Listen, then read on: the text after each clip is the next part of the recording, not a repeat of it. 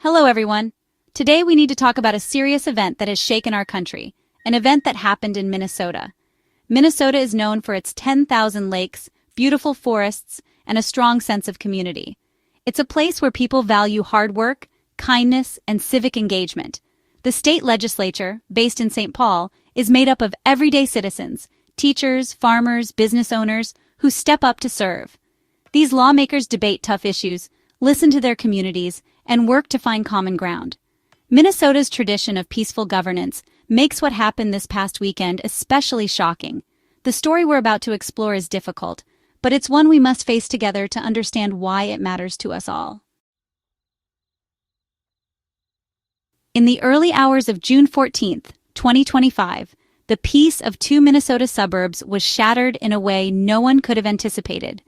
What began as a typical quiet night quickly turned into a nightmare that would haunt the state for years to come. Residents, still asleep in their beds, were jolted awake by the distant wail of sirens and the sudden flash of red and blue lights outside their windows. Coordinated attacks targeted two prominent lawmakers. This was no random act, but a calculated, politically motivated assault that sent shockwaves through the entire community. The attackers had chosen their targets with chilling precision, striking at the very heart of Minnesota's political leadership. At 2 a.m., a frantic 911 call came from State Senator John Hoffman's home in Champlin. The call was brief, panicked, and cut off by gunfire. When first responders arrived, they found Senator Hoffman and his wife, Yvette, both suffering from gunshot wounds. The scene was chaotic. Neighbors gathered outside, desperate for answers, as paramedics worked to stabilize the victims and rush them to the hospital. As police responded to the Hoffman residence, a chilling realization set in. This attack might not be an isolated incident. Dispatchers relayed reports of suspicious activity in another suburb, raising fears that a coordinated plot was unfolding across the region. Officers raced against time to the home of House Minority Leader Melissahortman in Brooklyn Park. The urgency in their movements was palpable, as they braced for the possibility of another violent confrontation. There, they encountered a suspect dressed in a police uniform, blending in with the chaos. The confrontation escalated rapidly, erupting into a gunfight that shattered the quiet of the night. Bullets tore through the darkness as officers fought to protect the lawmaker and her family. Amid the confusion, the attacker managed to escape, vanishing into the shadows. He left behind a trail of chaos, fear, and unanswered questions, as investigators scrambled to piece together what had happened. Inside the Hortman home, officers made a grim discovery. Evidence of a violent struggle was everywhere. Broken glass, overturned furniture, and bloodstains told the story of a desperate fight for survival. The violence that night launched one of the largest and most intense manhunts in Minnesota's history. Law enforcement agencies from across the state mobilized, setting up roadblocks, canvassing neighborhoods, and deploying helicopters to search from above. The hunt for the suspect became a race against time, as authorities feared he might strike again. The sense of safety in these quiet communities was destroyed in an instant. Residents who once felt secure now looked over their shoulders, haunted by the memory of that terrifying night. The attacks left a deep scar, not just on the victims and their families, but on the entire state of Minnesota, as everyone grappled with the reality that such violence could erupt so close to home. The victims were more than public figures. They were beloved community members, cherished friends, and devoted family members. Their lives were woven into the fabric of Minnesota, and their loss has left a void that cannot be filled. The shock and grief that swept through their neighborhoods was immediate and profound, as people struggled to comprehend how such violence could strike so close to home. MnLawmakers, 55, was killed alongside her husband Mark in their Brooklyn Park home, a place that should have been a sanctuary. The quiet street was transformed overnight, as police and investigators worked to piece together what happened, and neighbors gathered in disbelief, mourning the loss of two pillars of their community. Hortman, a former Speaker of the House, was known for her sharp intellect, her ability to bring people together across party lines, and her unwavering commitment to justice and equality. She inspired countless young leaders, mentored colleagues, and was a tireless advocate for those whose voices often went unheard. Her leadership style was marked by empathy and a deep sense of responsibility to her constituents. In Champlin, Senator John Hoffman and his wife, Yvette, survived a harrowing attack in their own home, suffering multiple gunshot wounds. Emergency responders arrived quickly, and thanks to their swift action, both are expected to recover. The community has rallied around them, offering support and prayers as they begin the long process of healing, physically and emotionally. Hoffman, chair of the Senate's Human Services Committee, is respected for his compassion, his deep understanding of the challenges facing Minnesota families, and his dedication to improving lives. He is known for listening to every voice, no matter how small, and for his relentless pursuit of solutions to complex problems. His colleagues describe him as a steady presence and a source of hope. These attacks, carried out in the sanctity of their own homes, shattered the boundary between public service and personal safety. The sense of security that once defined these neighborhoods has been replaced by fear and uncertainty, as residents grapple with the reality that even those who dedicate their lives to serving others are not immune to violence. The violence sent a chilling message, not just to public servants, but to everyone. Even at home, those who serve the public are not always safe. The ripple effects of these attacks have been felt far beyond the immediate victims, touching the lives of colleagues, friends, and ordinary citizens who now question the safety of their own communities. Friends and colleagues remember Hortman as a trailblazer, a mentor, and a fierce advocate for justice. Her legacy lives on in the policies she championed and the lives she touched, but her absence is deeply felt by all who knew her. Hoffman is celebrated for his empathy, his strength in the face of adversity, and his unwavering belief in the power of community. The outpouring of support for him and his wife is a testament to the impact they have had on so many lives. Their only crime was serving their communities with integrity and heart. They devoted themselves to making Minnesota a better place, often at great personal sacrifice. The loss and trauma have left a deep wound in Minnesota, one that will take time and collective effort to heal. The state mourns not just the individuals, but the ideals they represented. This was an attack on people who dedicated their lives to helping others, a stark reminder of the risks faced by those who choose to serve. Yet, in the face of tragedy, the community stands united, determined to honor their legacy and ensure their work continues.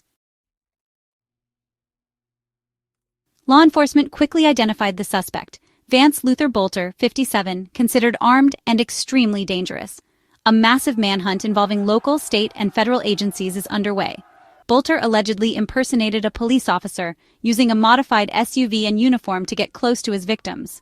His calculated approach shows chilling intent. The FBI has offered a $50,000 reward for information leading to his arrest. Authorities urge the public to stay vigilant and not approach him. The focus now is on capturing Boelter and restoring safety to the community. The response from law enforcement has been swift and massive. The Minnesota State Emergency Operations Center was activated, coordinating local, state, and federal resources. Investigators found a manifesto in the suspect's abandoned vehicle, revealing a list of targeted lawmakers and a clear political motive.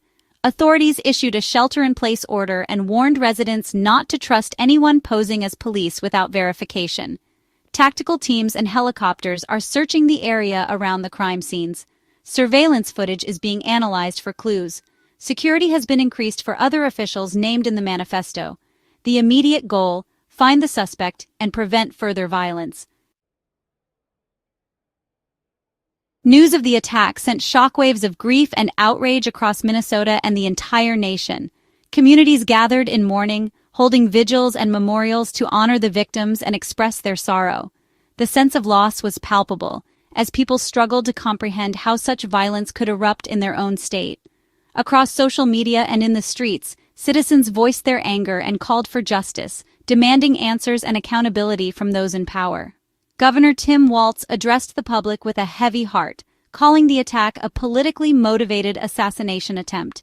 He mourned the tragic loss of Melissahortman, describing her as a dedicated public servant and a beloved leader. Walz urged Minnesotans to come together in the face of tragedy, emphasizing the need for unity and resilience. He promised a thorough investigation and pledged to support the families affected by the violence. President Trump also condemned the violence in the strongest terms, calling it an attack on the very fabric of American democracy. He pledged full federal support to Minnesota, promising that federal law enforcement agencies would work closely with state and local officials to bring those responsible to justice. The president urged Americans to reject hatred and division and to stand together in defense of democratic values. Attorney General Pam Bondi confirmed that the attacks are being investigated as an act of domestic terrorism. She assured the public that every available resource would be dedicated to uncovering the truth and preventing further violence. Bondi emphasized the importance of upholding the rule of law and protecting the safety of all citizens, vowing that those responsible would be prosecuted to the fullest extent. Senator Amy Klobuchar, visibly shaken, called the attack an assault on democracy itself.